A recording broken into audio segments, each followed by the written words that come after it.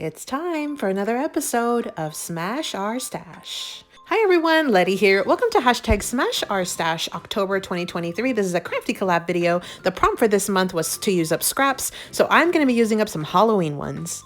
So welcome back everyone. I am participating in hashtag Smash Our Stash, and this is hosted by Beth, who's Bourbon Creek Crafts. The prompt for October was to use up scraps. So I took out this bag of scraps that I had in my stash, and it has mostly Halloween scraps, but there are a couple of fall things in here as well.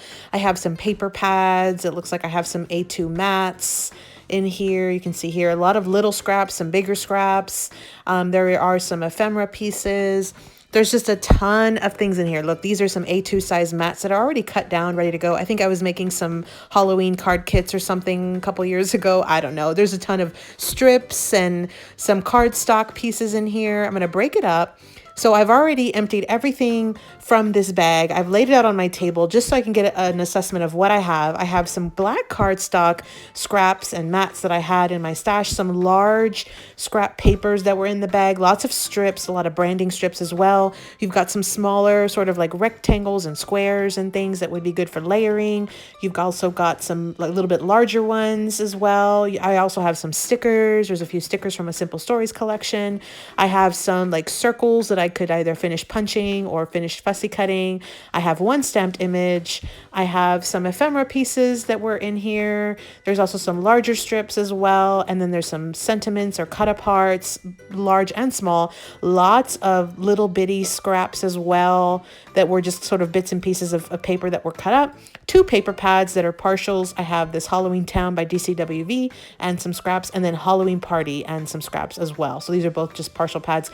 So these are the items that I had in this bag, plus some A2 mats. So I did bring in these cardstock mats just in case I want to do some layering sort of cards. But then I also have a ton of A2 mats that were already in this bag of goodness. And so I figured I will start with some cards.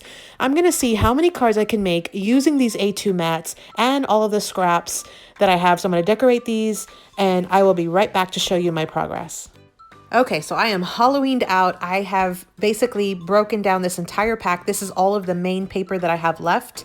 That was loose paper, so not very much at all. And some of these I didn't use because they just really didn't go with the Halloween cards I was using. Here's one little pocket that's already pretty much done.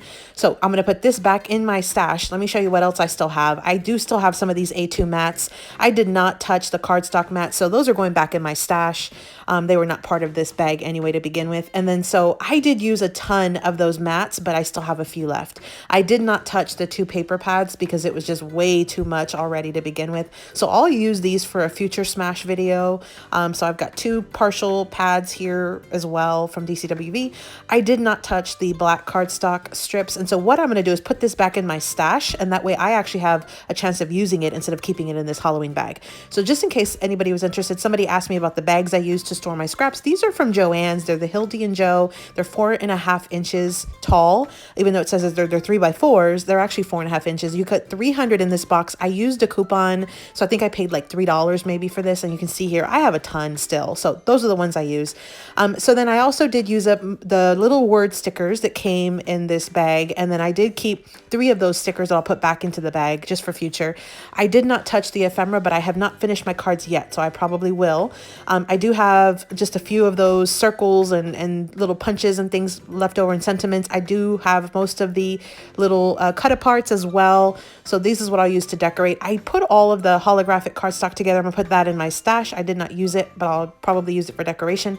And then all of the scraps that I had left over were just these right here. And most of these are just branding strips. So you can see here, I really did a number on all of the loose scraps that were in this. All those strips and papers, all of that's condensed down. This is what I have left. Now, I made 46 A2 Halloween cards. They are incomplete, meaning I have not finished putting sentiments or my images or anything, but I have my mats, which are 4 by 5.25. I've layered on lots of pieces of paper. I've done some torn edges on here. I've also decorated the insides with some strips and some of those stickers. I do need to still come back and put a white piece of white paper mat. I'm going to put a sentiment, and then all I have to do is address it and sign it. And so those cards will be done. I can also come in here and add some of those extra cut aparts right on the the inside just to add more fun to these cards. But again, I was able to make 46 A2 size cards. They are incomplete, but I will probably finish them over the course of the next week before Halloween. So I just wanted to do a quick preview of what my card fronts sort of look like. And again, I did decorate all of the insides with the little paper, loose paper. I did add some of these little areas where I could stamp a sentiment with some of those circles that I already had punched out. I could also just use it as a backdrop behind some little images and put a sentiment on the side. So I've got lots of options there. I had several of those, very, very similar designs. They're very, very similar, but each one does look just a little bit different. Here's one where I could just put like a 3x4 cut apart, and that one's done.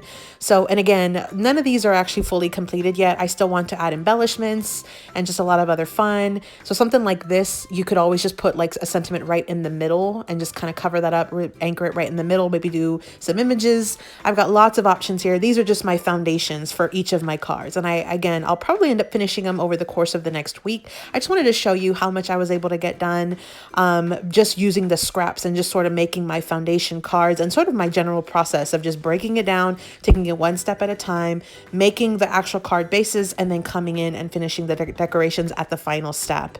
And so you definitely could do this as well, tackle those scraps just like I did today. And I'll tell you, all of these cards, I made these in about 1 day's worth of time. It was a few hours on one day and then a few hours on the next day. Like in combined, it was within a 24-hour period. So it definitely can be done. I think I sat down and I was watching football and just laid all these together all at once. And so super easy. I had fun with tearing the edges. I am set for Halloween, probably for the next 3 years. I don't know. I've got a ton of Halloween cards now.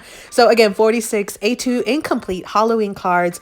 I'm going to use some of these items just to finish decorating my cards throughout the week. But otherwise, I feel like this is a good smash. This is hashtag Smash Our Stash for October. The prompt was scraps. The last 2 months of the year, we're going to be doing free choice. So definitely join in if you're interested in using that stash. Happy crafting, everyone.